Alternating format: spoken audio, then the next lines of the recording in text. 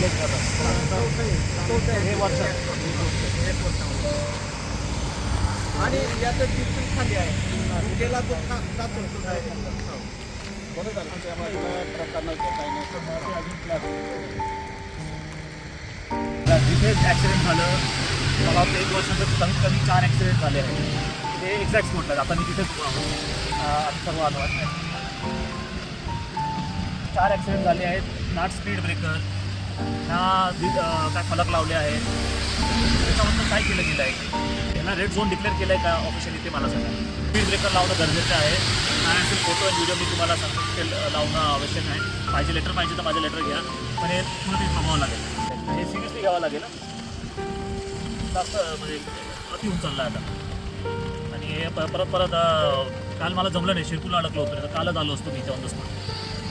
तुमच्याकडून यायला पाहिजे खूप चुकीचं झालं त्यांना मालेंना पाठवून द्यायला पाहिजे होतं.